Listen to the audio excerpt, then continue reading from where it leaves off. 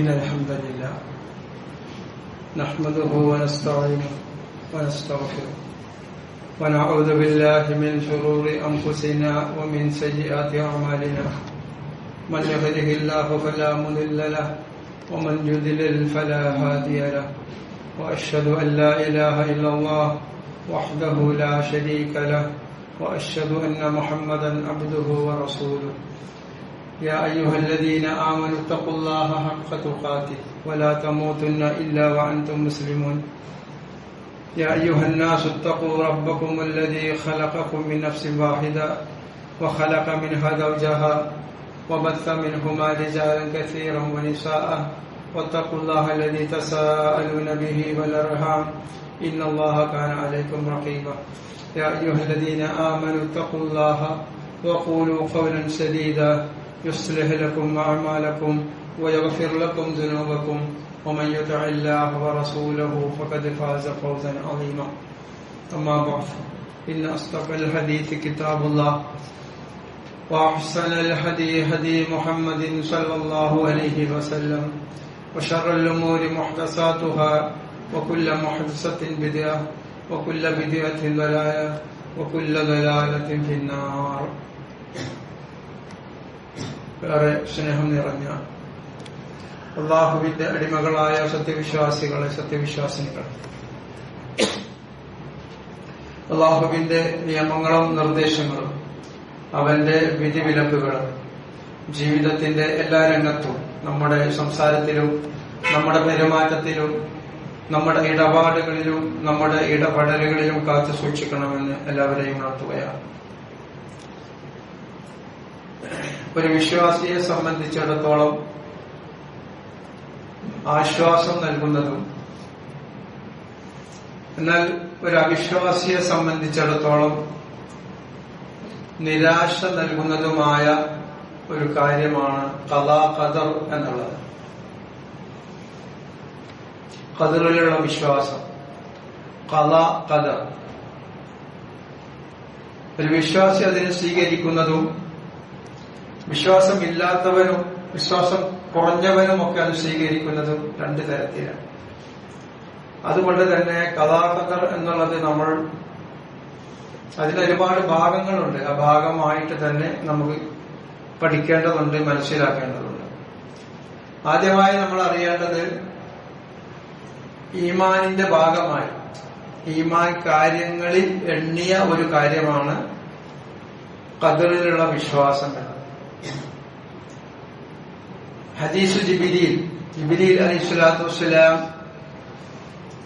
ഇസ്ലാം കാര്യങ്ങളും ഈമാൻ കാര്യങ്ങളും പഠിപ്പിക്കാൻ വേണ്ടി വന്ന സംഭവം നമുക്കറിയാം. ആ സംഭവത്തിൽ ഈമാൻ കാര്യം വിശദീകരിക്കുന്ന സ്ഥലത്ത് അൻ തുഅ്മിന ബില്ലാഹ്, ഒന്നാമതായി ഈമാൻ കാര്യത്തിൽ എണ്ണിയിട്ടുള്ളത് അള്ളാഹുവിലുള്ള വിശ്വാസത്തെ കുറിച്ചാണ്. അള്ളാഹുവിൽ വിശ്വസിക്കണം. രണ്ടാമതായി മലക്കുകളിലുള്ള വിശ്വാസം. മൂന്നാമതായി കിതാബുകളിൽ വകുതുബിഹി, ഗ്രന്ഥങ്ങളിലുള്ള വിശ്വാസം അഥവാ അള്ളാഹു ഇറക്കിയ വേദഗ്രന്ഥങ്ങളിലുള്ള വിശ്വാസം. പിന്നീട് വറസൂലിഹി, പ്രവാചകന്മാരിലുള്ള വിശ്വാസം. പിന്നെ ഒരു യൗമിൽ ആഖിർ, അന്ത്യദിനത്തിലുള്ള വിശ്വാസം. ഇങ്ങനെ 5 കാര്യങ്ങൾ ആദ്യമായി എണ്ണി.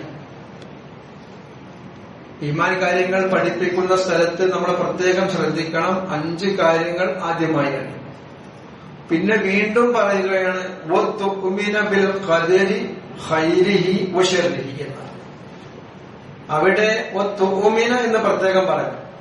നേരെ മറിച്ച് നേരത്തെ പറഞ്ഞതുപോലെ മലായികത്തിഹി വകുതുബിഹി വറസൂലിഹി വൽ യൗമിൽ ആഖിർ വൽ ഖദരി ഖൈരിഹി വശർരിഹി എന്ന് പറഞ്ഞാൽ മതി. പക്ഷെ അവിടെ വതുഅ്മിന എന്ന് ഒന്ന് ആവർത്തിച്ചിട്ടുണ്ട്. അതുകൊണ്ട് തന്നെ നമുക്കറിയാം മറ്റുള്ള വിശ്വാസം പോലെയല്ല ഖദറിലുള്ള വിശ്വാസം ഉണ്ടാവും. കാരണം കുറച്ച് പ്രയാസം അതിനുണ്ടാവും നമ്മെ സംബന്ധിച്ചിടത്തോളം. അതുകൊണ്ട് തന്നെ അള്ളാഹു അത് പഠിപ്പിക്കപ്പെട്ടപ്പോ ഒന്നുകൂടി വിശ്വസിക്കാൻ പറയും. വതുഅ്മിന ബിൽ ഖദരി വഖൈരിഹി വതുഅ്മിന ബിൽ ഖദരി ഖൈരിഹി വശർരിഹി. ഖദറിലുള്ള വിശ്വാസം അഥവാ അള്ളാഹു മുൻകൂട്ടി കാര്യങ്ങൾ തീരുമാനിച്ചു വെച്ചിട്ടുണ്ട്. ആ തീരുമാനപ്രകാരം വരുന്ന ഖൈറായാലും ഷർറായാലും അത് അള്ളാഹുവിങ്കൽ നിന്നാണ് എന്നുള്ളൊരു വിശ്വാസം.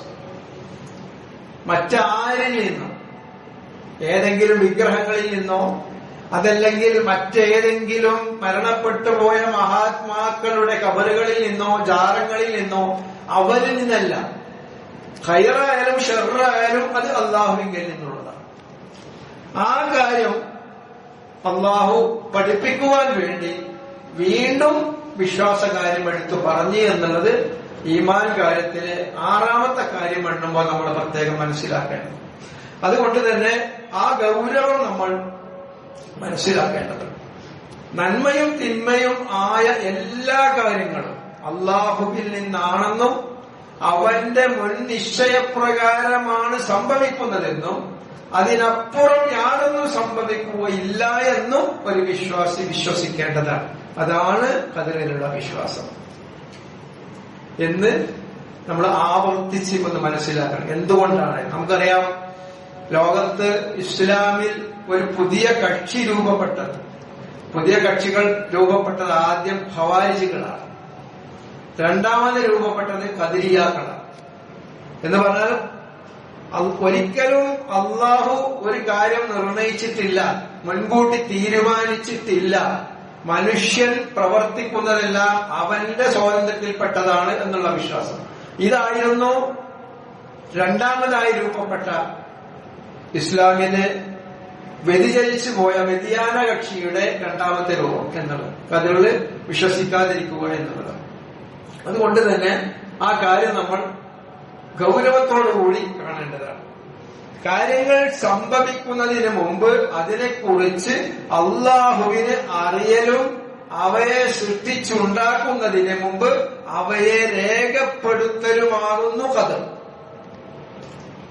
മനസ്സിലായല്ലോ? അതാ കാര്യങ്ങൾ സംഭവിക്കുന്നതിന് മുമ്പ് അതിനെക്കുറിച്ച് അള്ളാഹു അറിയലും അതേപോലെ തന്നെ അവയെ സൃഷ്ടിച്ച് ഉണ്ടാക്കുന്നതിന് മുമ്പ് അവയെ രേഖപ്പെടുത്തലുമാകുന്നു ഖദർ എന്നത്.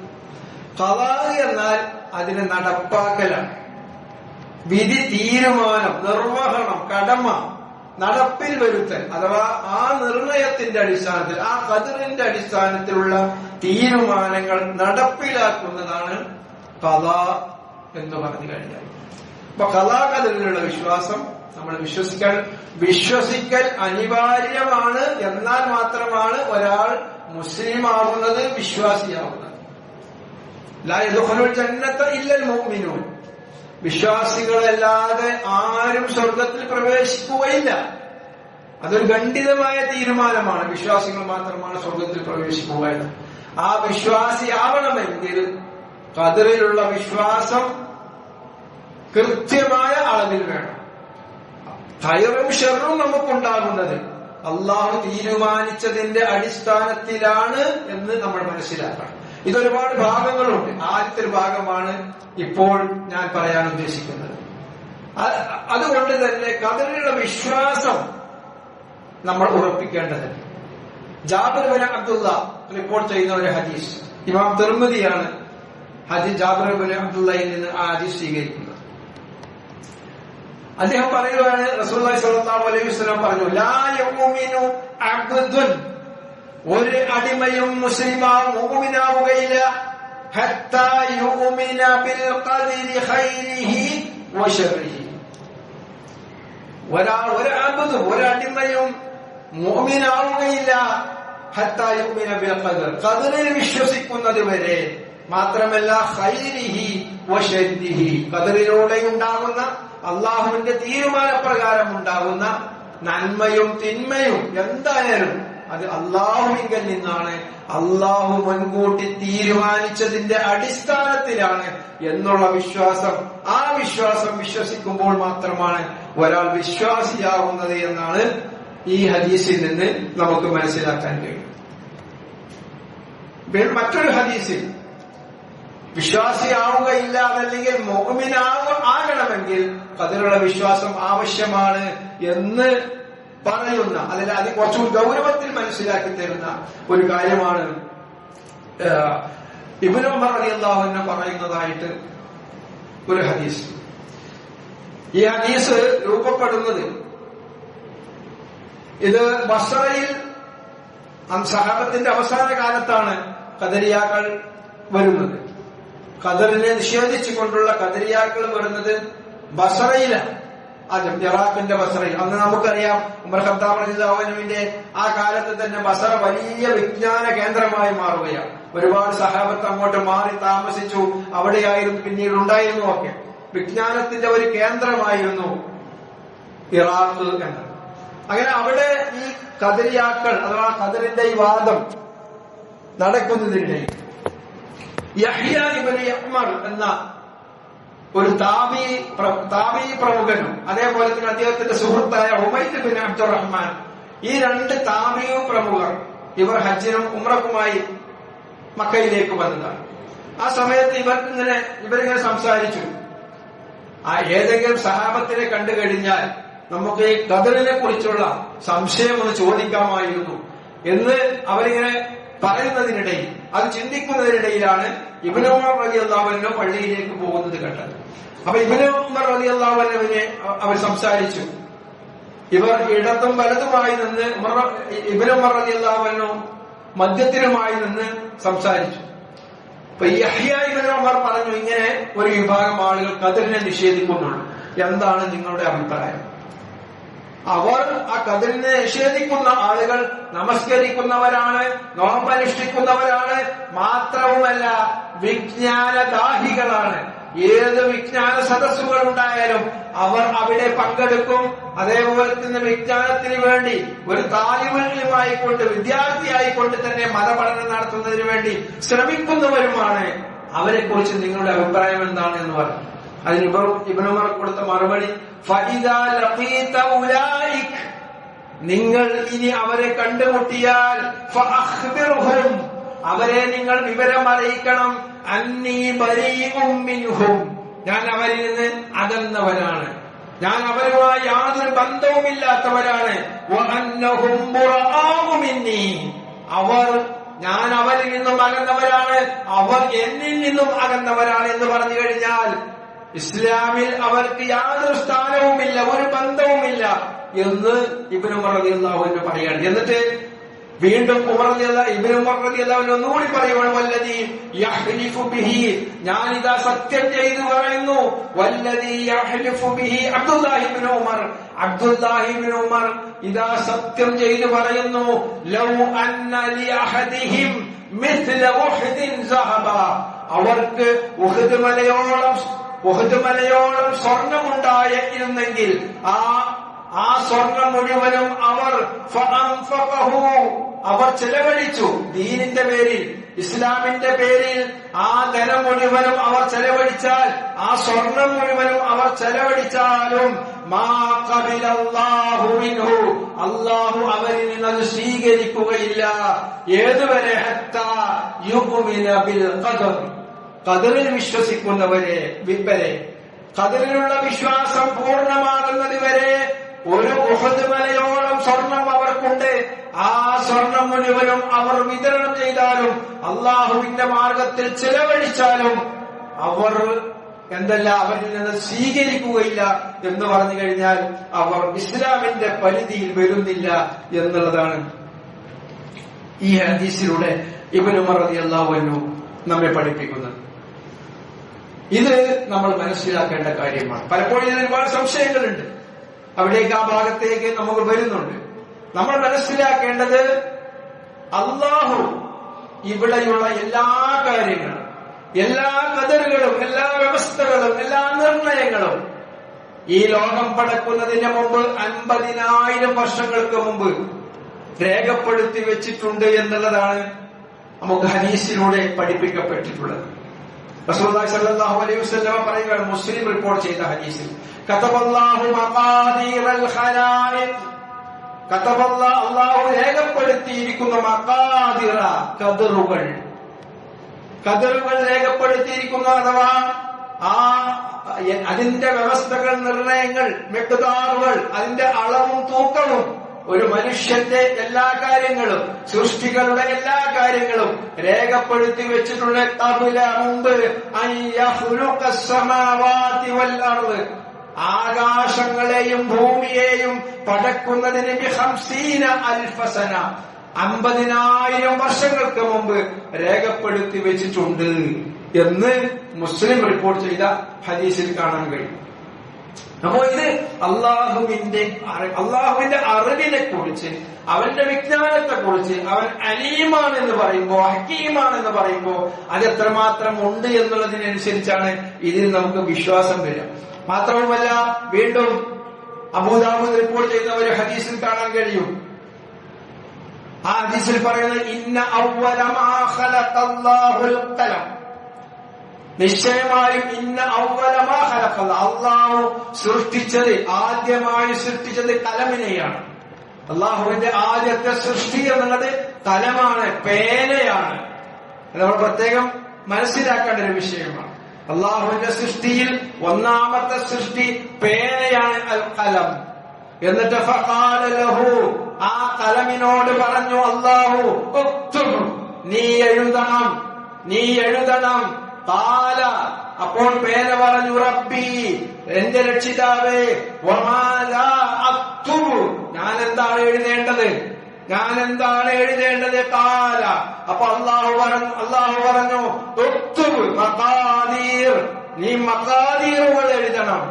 ഓരോ സൃഷ്ടിയുടെയും, ഓരോ മനുഷ്യന്റെയും മറ്റു സൃഷ്ടികളുടെയും ഒക്കെ അളവും തൂക്കവും അതിന്റെ വ്യവസ്ഥയും അതിന്റെ നിർണയവും എല്ലാം നീ എഴുതണം.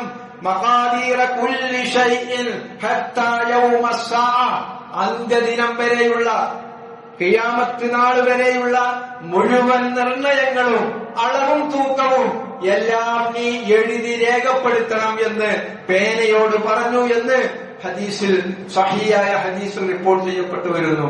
ഇതൊക്കെ നമ്മുടെ ബുദ്ധിക്ക് ചിലപ്പോൾ പ്രാപ്യമാവുകയില്ല. കാരണം നമ്മുടെ ബുദ്ധി അത്രയേ ഉള്ളൂ എന്നാണ് മനസ്സിലാക്കേണ്ടത്. നമ്മൾ നമ്മുടെ ബുദ്ധിയെ കുറിച്ച് മനസ്സിലാക്കിയിട്ടുള്ളത് എത്രയോ അങ്ങേ അറ്റം എന്നുള്ളതാണ്, എത്രയോ ബുദ്ധി നമുക്കുണ്ട് എന്നുള്ളതാണ്. പക്ഷെ ഓരോ കാര്യങ്ങളും എടുത്ത് പരിശോധിച്ച് നോക്കിക്കഴിഞ്ഞാൽ നമ്മുടെ ബുദ്ധി തുലോം പരിമിതമാണ്, ലിമിറ്റേഷൻ ഉണ്ട് നമ്മുടെ ബുദ്ധിക്ക് എന്ന് കാണാൻ കഴിയും. നമുക്ക് കാണാൻ കഴിയും. നമുക്ക് കാണാത്തത് ഇവിടെ ഉണ്ട്, കേൾക്കാൻ കഴിയാത്ത കാര്യങ്ങൾ ഇവിടെ ഉണ്ട്, ഒരുപാട് കാര്യങ്ങൾ അങ്ങനെ നമ്മളെ ഇടയിലുണ്ട്. അതുകൊണ്ട് തന്നെ ഈ കാര്യങ്ങൾ നമ്മൾ മനസ്സിലാക്കേണ്ടത് നമ്മുടെ ബുദ്ധിയുടെ പരിധിയാണ്. എളുപ്പത്തിൽ മനസ്സിലാകാൻ നമുക്കൊരു കാര്യം പരിശോധിക്കാം. ഒരു ബൈനോക്കുലർ അല്ലെങ്കിൽ ഒരു ദൂരദർശിനി ഉപയോഗിച്ചുകൊണ്ട് നമ്മൾ ആകാശത്തേക്ക് നോക്കുന്നു. ഈ ആകാശത്തേക്ക് നോക്കുമ്പോൾ നമ്മൾ കാണുന്ന ഒരു പരിധിയുണ്ട്. ആ പരിധി ഈ ഡിവൈസിന്റെ അതിന്റെ കഴിവിനനുസരിച്ചാണ് നമുക്ക് ബോധ്യപ്പെടുന്നത്. എന്നാൽ അതുകൊണ്ട് നമ്മൾ നോക്കിയ ആ സ്ഥലത്തിന്റെ അപ്പുറത്തേക്ക് ഒരു സ്ഥലമില്ല എന്ന് നമ്മൾ വിശ്വസിക്കണോ? അതല്ല, നമ്മുടെ ഡിവൈസിന് പരിധിയുണ്ട്, അതുകൊണ്ടാണ് നമ്മൾ ഈ സ്ഥലം കണ്ടത് എന്നാണോ നമ്മൾ മനസ്സിലാക്കേണ്ടത്? നമ്മൾ ഇവിടെ നിന്ന് ഒരു ദൂരദർശിനി ഉപയോഗിച്ച് നോക്കുമ്പോൾ നമുക്ക് കോഴിക്കോട് കണ്ടു. ആ കോഴിക്കോടിന്റെ അപ്പുറത്തുള്ള കാസർഗോഡോ കണ്ണൂരോ നമ്മൾ കണ്ടിട്ടില്ലെങ്കിൽ കാസർഗോഡും കണ്ണൂരും ഇല്ല എന്നാണ് നമ്മൾ വിശ്വസിക്കേണ്ടത്. അതല്ല, നമ്മൾ നോക്കിയ ഈ സാധനത്തിന് അത്രയോ പവറുള്ളൂ, അതിന്റെ ലിമിറ്റതാണ്, കോഴിക്കോട് വരെയാണ് എന്നാണ് നമ്മൾ വിശ്വസിക്കേണ്ടത് എന്ന് നമ്മുടെ ബുദ്ധി കൊണ്ട് നമ്മളൊന്ന് ആലോചിച്ച് നോക്കും. അതുകൊണ്ട് തന്നെ നമ്മുടെ ബുദ്ധിക്ക് പരിധിയുണ്ട്, പരിമിതിയുണ്ട്. അള്ളാഹു പറയുന്ന പല കാര്യങ്ങളും നമുക്ക് അതിന്റെ ലഫ്ള് എന്താണോ പറഞ്ഞത് അത് വിശ്വസിക്കാൻ മാത്രമാണ് നമുക്ക് പറ്റുകയുള്ളൂ. അവിടെ നിൽക്കണം നമ്മൾ. ഖദറിനെ കുറിച്ച് പ്രത്യേകിച്ച് നമ്മൾ മനസ്സിലാക്കേണ്ടത് അതാണ്. ഖദറിനെ കുറിച്ചൊക്കെ സഹാബത്തിന്റെ ഇടയിലൊക്കെയുള്ള സംസാരങ്ങൾ അവർ വളരെ ഗൗരവത്തിൽ കണ്ടിരുന്നു. ഖദറിനെ കുറിച്ച് സംസാരിക്കുവാനോ അതല്ലെങ്കിൽ അതിനെക്കുറിച്ച് ചർച്ച ചെയ്യുവാനോ അതിനെക്കുറിച്ച് സംശയം പ്രകടിപ്പിക്കാനോ അവർ മുതിർന്നിരുന്നില്ല എന്നൊക്കെ നമുക്ക് കാണാൻ കഴിയും. അതുകൊണ്ട് തന്നെ അല്ലാഹു ഖദർ നിശ്ചയിച്ചിട്ടുണ്ട്. ഇന്നാ കുല്ല ശൈഇൻ ഖലഖനാഹു ബിഖദർ. ഇന്നാ കുല്ല ശൈഇൻ ഖലഖനാഹു, നാം സൃഷ്ടിച്ചിരിക്കുന്നത് എല്ലാം നാം സൃഷ്ടിച്ചിരിക്കുന്നു ബിഖദറിൻ, ഖദർ പ്രകാരം, ഒരു നിർണയ പ്രകാരം നാം എല്ലാം സൃഷ്ടിച്ചിരിക്കുന്നു എന്ന് അല്ലാഹു പറയുന്നു. അപ്പോ ഈ ഖദറിനെ പൂർണ്ണമായും നമ്മൾ നിഷേധിച്ചിട്ടില്ലെങ്കിലും മറ്റൊരു നിഷേധ രൂപമാണ് എന്ത്? അള്ളാഹ് എല്ലാം തീരുമാനിച്ചിട്ടുണ്ട്, ഇനി നമുക്കെന്ത് കാര്യം?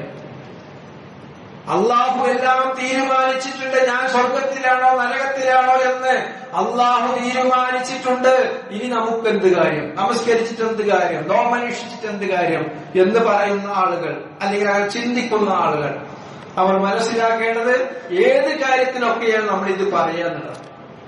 അള്ളാഹ് അത് നിശ്ചയിച്ചിട്ടുണ്ട്. ഇതിന് മാത്രമൊന്നുമല്ല, സൂര്യൻ എങ്ങനെയാണ് പോകേണ്ടത്, ഭൂമി എങ്ങനെയാണ് തിരിയേണ്ടത്, അല്ലേ? സൂര്യൻ ഒരു സെക്കൻഡിൽ 250 കിലോമീറ്റർ ദൂരം സഞ്ചരിക്കുന്നു എന്നുള്ളതാണ്. സൂര്യൻ ഈ ഗാലക്സിയെയും കൊണ്ട് നമ്മളുടെ ഈ നമ്മൾ കാണുന്ന ഈ പ്രപഞ്ചത്തിന്റെ അല്ലെങ്കിൽ ഗാലക്സിയെ, ഭൂമിയും ചൊവ്വയും അതേപോലെ തന്നെ വേഴവും ഒക്കെ അടങ്ങുന്ന, ചന്ദ്രനും ഒക്കെ അടങ്ങുന്ന ഈ ഭൂമിയെയും കൊണ്ട് ഒരു ലക്ഷ്യസ്ഥാനത്തേക്ക് കുതിച്ചുകൊണ്ടിരിക്കുന്നുണ്ട്. അതാണ് യാസീനിൽ പറയുന്നത്, വശ്ശംസി തജ്രീ ലിമുസ്തഖറിൻ ലഹാ. സൂര്യൻ ഒരു സ്ഥലത്തെ ലക്ഷ്യമാക്കിക്കൊണ്ട് സഞ്ചരിച്ചു കൊണ്ടിരിക്കുകയാണ്. വശ്ശംസു തജ്രീ, അത് സഞ്ചരിച്ചു കൊണ്ടിരിക്കുകയാണ്. ലിമുസ്തഖറിൻ ലഹാ, അതിന് നിശ്ചയിച്ച ഒരു സ്ഥലത്തേക്ക്. ശാസ്ത്രത്തിന് അതിന്റേതായ കാര്യങ്ങൾ പറയുന്നുണ്ട്. ശാസ്ത്രം തന്നെയാണ് പറയുന്നത് 250 കിലോമീറ്റർ വേഗതയിലാണ് ഈ ഗ്രഹങ്ങളെയും കൊണ്ടുപോകുന്നത്. ഈ ഗ്രഹങ്ങളെയും കൊണ്ടുപോകുന്നത് സെക്കൻഡിൽ 30-28 കിലോമീറ്റർ വേഗതയിലാണ് നമ്മളെ ഭൂമി പരിക്രമണം ചെയ്യുന്നത്, സൂര്യന് പരിക്രമണം ചെയ്യുന്നത്. അതേ വേഗതയിൽ തന്നെയാണ്, അതിനേക്കാൾ വേഗതയിലാണ് ഇതിനെല്ലാം കൂടി കൊണ്ടുപോകുന്നത് സൂര്യൻ. ഇതൊക്കെ നമ്മുടെ ബുദ്ധിക്ക് എങ്ങനെയാണ് ഉൾക്കൊള്ളാൻ കഴിയുന്നത്? ഇതെല്ലാം നമ്മൾ പരിശോധിച്ചിട്ടല്ല, ശാസ്ത്രം പറയുന്നു, നമ്മളത് അംഗീകരിക്കുന്നു. അപ്പോ പറഞ്ഞുകൊണ്ടുവരുന്നത്, നമുക്ക് നമ്മുടെ കാര്യങ്ങൾ മാത്രമല്ല അള്ളാഹു തീരുമാനിച്ചിട്ടുള്ളത്. ഓരോ സൃഷ്ടിയുടെയും ചന്ദ്രനെ നമ്മൾ കാണുന്നത് എപ്പോഴും ഒരേ രീതിയിലാണ്, ഒരേ ഭാഗമാണ് ചന്ദ്രനെ നമ്മൾ കാണുന്നത്. എപ്പോ നോക്കിയാലും നമുക്ക് കാണുന്ന ഭാഗം ഒന്നാണ്. എന്താണ് അതിന് കാരണം? ചന്ദ്രന്റെ സ്വയം ഭ്രമണവും പരിക്രമണവും, ഈ ഭൂമിയോട് ചുറ്റുന്നതും അതേപോലെ തന്നെ അതിന്റെ സ്വയം ഭ്രമണവും ഒരേ വേഗതയിലാണ്. അതുകൊണ്ട് നമുക്ക് നോക്കുമ്പോൾ എപ്പോഴും ഒരേ രീതിയിൽ അതിനെ കാണാൻ കഴിയും. ആരാണ് ഇത് നിശ്ചയിച്ചത്?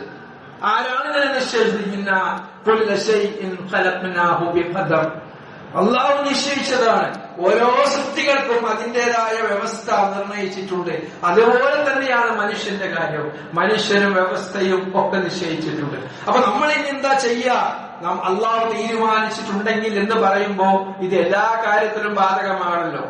നമുക്കറിയാം, നമ്മുടെ കുട്ടികളെ നമ്മൾ പഠിപ്പിക്കുന്നുണ്ട്, MBBS പഠിപ്പിക്കുന്നുണ്ട്, ലക്ഷങ്ങൾ കൊടുത്ത്, അല്ലെങ്കിൽ മറ്റ് കോഴ്സുകൾ ലക്ഷങ്ങൾ കൊടുത്ത് നമ്മൾ പഠിപ്പിക്കും.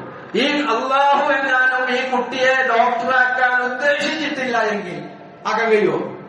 അപ്പൊ എന്താ നമ്മൾ തോന്നല്? എന്നാലും ശ്രമിക്കുക എന്നുള്ളതാണ്, അല്ലേ? ഭൗതികമായ കാര്യങ്ങൾക്ക് മുഴുവനും നമ്മൾ എന്താണ്? പ്രവർത്തിക്കലാണ്. പക്ഷെ മതത്തിന്റെ കാര്യം വരുമ്പോ അവിടെ ഒരു സംശയം. എന്താ നമ്മള് ഇങ്ങനെ ചെയ്തിട്ട് കാര്യം? നമ്മളെന്താണ് ഇങ്ങനെ നമസ്കരിച്ചിട്ട് കാര്യം? അള്ളാഹുവിന്റെ നിയമങ്ങൾക്കനുസരിച്ച് ജീവിച്ചിട്ട് എന്താ കാര്യം? അള്ളാഹു ആരും തീരുമാനിച്ചിട്ടില്ല എന്ന് പറയുമ്പോൾ നമുക്കവിടെ ഒരു ഫ്രീ വിൽ ഉണ്ട്, നമുക്കൊരു സ്വാതന്ത്ര്യമുണ്ട് തിരഞ്ഞെടുക്കാനുള്ള. ഹിദായത്ത് തിരഞ്ഞെടുക്കാനുള്ള സ്വാതന്ത്ര്യമുണ്ട്. ആ സ്വാതന്ത്ര്യം അബൂലഹബിന് പോലും കൊടുത്തിട്ടുണ്ട്. അബൂബക്കർ സിദ്ദീഖ് റളിയല്ലാഹു അൻഹുവിന് തിരിച്ചറിയാൻ കഴിഞ്ഞ കാര്യങ്ങളൊക്കെയും അബൂലഹബിന് തിരിച്ചറിയാൻ കഴിഞ്ഞിട്ടുണ്ട്. അബൂബക്കർ സിദ്ദീഖ് റളിയല്ലാഹുവിന് അറിയാം, കാരക്ക ഈത്തപ്പഴം തിന്നാനുള്ളതാണ്, മനസ്സിലാക്കിയിട്ടില്ലേ? എന്നാൽ അബൂലഹബും അത് മനസ്സിലാക്കിയിട്ടുണ്ട്, ഈത്തപ്പഴം അത് തിന്നാനുള്ളതാണ്. പക്ഷേ ഹിദായത്ത് മനസ്സിലാക്കിയില്ല, അത് മനസ്സിലാക്കിയില്ല അബൂലഹബ്. അവിടെയാണ് പ്രശ്നം. അപ്പോ ഏതൊക്കെ കാര്യങ്ങൾ തിരിച്ചറിയണം എന്നുള്ളത് നമുക്ക് തീരുമാനിക്കാവുന്നതാണ്. ഒരു കുപ്പി ഒരു ഗ്ലാസിൽ മദ്യവും ഒരു ഗ്ലാസിൽ പാലും വെച്ചു കഴിഞ്ഞാൽ നമ്മുടെ സ്വാതന്ത്ര്യമാണ് ഏത് തിരഞ്ഞെടുക്കണം എന്നത്. അള്ളാഹു യാതൊരു നിർബന്ധവും ആ കാര്യത്തിൽ കാണിക്കുകയില്ല. നിങ്ങളുടെ കൈ പിടിച്ച് ഒരിക്കലും പാലിലേക്ക് കൊണ്ടുപോവുകയില്ല. നിങ്ങളുടെ സ്വാതന്ത്ര്യമാണ്. ആ തിരിച്ചറിവ് നമുക്കുണ്ട്. അതുകൊണ്ട് തന്നെ ഹിദായത്തിന്റെ കാര്യം അള്ളാഹ് പറഞ്ഞത് തന്നെയാണ്, ഞാൻ ഹിദായത്തിലാക്കുന്നു, ഞാൻ ദലാലത്തിലാക്കുന്നു. ജഹന്നം, ഒരുപാട് ആളുകളെ ഞാൻ സൃഷ്ടിച്ചു കൂട്ടിയിട്ടുണ്ട് ജഹന്നമിന് വേണ്ടി. ഇതൊക്കെ അള്ളാഹു പറഞ്ഞത് തന്നെയാണ്. പക്ഷെ നമുക്ക് സ്വാതന്ത്ര്യം തന്നിട്ടുണ്ട്. ഓരോ മനുഷ്യനും തീരുമാനിക്കാവുന്നതാണ്. അത് അബൂലഹബിന്റെ ജീവിതത്തിൽ നമ്മൾ മനസ്സിലാക്കേണ്ടതാണ്. അബൂലഹബ് ആയിരുന്നു റസൂലുള്ളാഹി സ്വല്ലല്ലാഹു അലൈഹി വസല്ലമയെ ആദ്യം തന്നെ വിശ്വസിക്കേണ്ടിയിരുന്നത്. പക്ഷേ അവിടെ എതിർക്കുകയാണ് ഉണ്ടായത്. എതിർപ്പ് എന്നല്ല, ശത്രുതയാണ് ഉണ്ടായത് നമ്മൾ മനസ്സിലാക്കണം. പക്ഷെ അബൂബക്കർ സിദ്ദീഖ് അവർ സ്വീകരിച്ചു. കാരണം സ്വതന്ത്രമായ തിരഞ്ഞെടുപ്പായിരുന്നു അത്. അള്ളാഹുവിന്റെ തൗഫീഖാണ് വേണ്ടത്. അതിന് അള്ളാഹുവിനോട് പ്രാർത്ഥിക്കുകയാണ് വേണ്ടത്. അപ്പൊ ഇത്ര കാര്യങ്ങൾ നമ്മൾ ആലോചിക്കുക, ചിന്തിക്കുക.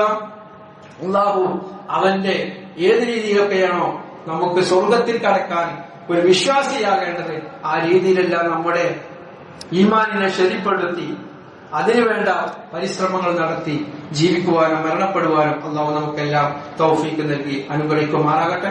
അഖൂലു ഖൗലി ഹാദാ വഅസ്തഗ്ഫിറുല്ലാഹ ലി വലക്കും വലിസാഇറിൽ മുസ്ലിമീന മിൻ കുല്ലി ദംബിൻ ഫസ്തഗ്ഫിറൂഹു ഇന്നഹു ഹുവൽ ഗഫൂറുർ റഹീം.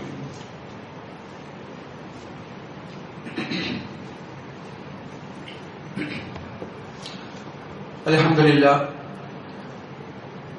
الذي هدانا لهذا وما كنا لنهتدي لولا أن هدانا الله. اللهم صل على محمد وعلى آل محمد. أوصيكم ونفسي بتقوى الله. അള്ളാഹുവിന്റെ വിധിവിലക്കുകൾ മാനിച്ചുകൊണ്ട് ജീവിക്കണമെന്ന് ഒരിക്കൽ കൂടി എല്ലാവരെയും ഉണർത്തുകയാണ്. കുട്ടികളുടെ അവധിക്കാലമാണ് ഇപ്പോൾ.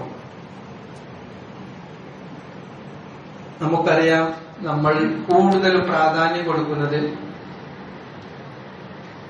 ദീനീ പഠനത്തിനല്ല. ഈ വെക്കേഷനിലും നമ്മൾ ആ അക്കാഡമിക് വിദ്യാഭ്യാസവുമായി ബന്ധപ്പെട്ട എന്തെങ്കിലും കോഴ്സിനുള്ളിൽ ചേർക്കാറാണ് പതിവുള്ളത്. നമുക്ക് തന്നെ അറിയാം, പണ്ടത്തെ സ്കൂളുകളെല്ലാം ഇന്നുള്ളത്, സ്കൂളായാലും കോളേജായാലും എല്ലാം ഒരു ഡിജിറ്റൽ സംവിധാനത്തിലേക്ക് മാറി. കുട്ടികളുടെ മനഃശാസ്ത്രമൊക്കെ മനസ്സിലാക്കി ആ രീതിയിലാണ് കോളേജുകളായാലും ഒക്കെ മുന്നോട്ട് കൊണ്ടുപോകുന്നത്. പിന്നെയും നമ്മൾ ഇതേ രീതിയിൽ തന്നെ ഒരു അതുമായി ബന്ധപ്പെട്ട റിലേറ്റീവായ ഒരു കോഴ്സിന് ചേർത്താനാണ് നമ്മൾ ശ്രമിക്കാറുള്ളത്. നമുക്കറിയാം, മതപഠനം എന്നുള്ളത് ഈ ഒരു വെക്കേഷൻ കാലത്തെങ്കിലും നമ്മൾ അവർക്ക് വേണ്ടി നൽകണം. മതപഠനം എന്ന് മാത്രമല്ല, മറ്റു പലതും അവർ പഠിക്കേണ്ടതുണ്ട്. കേവലം നമ്മൾ നിസ്സാരമായി പറഞ്ഞു കഴിഞ്ഞാൽ, വീട്ടിലേക്ക് ഒരു അതിഥി വരികയാണ്, ആ അതിഥി എങ്ങനെ സ്വീകരിക്കണം പല കുട്ടികൾക്കും ഒന്നറിയില്ല. അപ്പൊ നമ്മള് ഓരോ പിതാവും ആ പിതാവിന്റെ സുഹൃത്തും ഇരുന്ന് സോഫയിലിരുന്ന് നമ്മുടെ സംസാരിക്കുന്ന ഒരു കുട്ടി കയറി വന്നു. ആ കുട്ടി ഒന്നും മൈൻഡ് ചെയ്യില്ല, ആള് കയറി പോകും. സലാം ചെല്ലാൻ തന്നെ വളരെ അപൂർവമായിരിക്കും. ഈ സലാം ചെല്ലിയാൽ തന്നെ അങ്ങോട്ട് കയറി പോകും.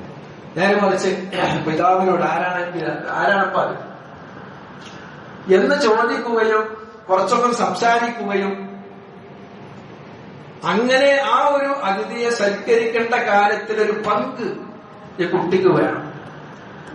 ചായ വേണോ, എന്താ വേണ്ടത് എന്നൊക്കെ ഈ കുട്ടി ചോദിക്കുന്ന തരത്തിലേക്ക് നമ്മൾ കുട്ടിയെ കൊണ്ടുവരണം. ഇതൊന്നും കുട്ടികളെ പണിയില്ല എന്നുള്ളിടത്താണ് നമ്മളും ഉള്ളത്.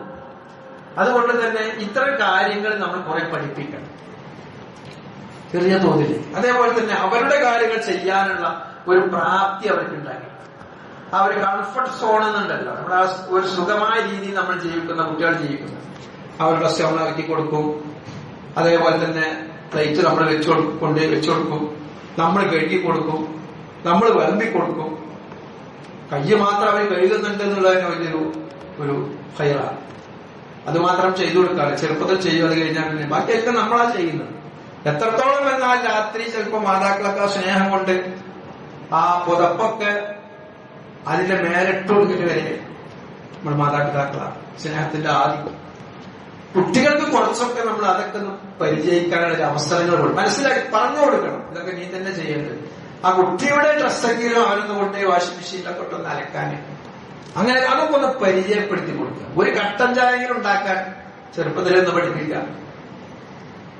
ഒരു കട്ടൻ ചായ അതിന് വലിയ പണിയൊന്നുമില്ലല്ലോ, വെള്ളം തിളപ്പിക്കാൻ പൊടിയില്ല, പഞ്ചസാരയില്ല.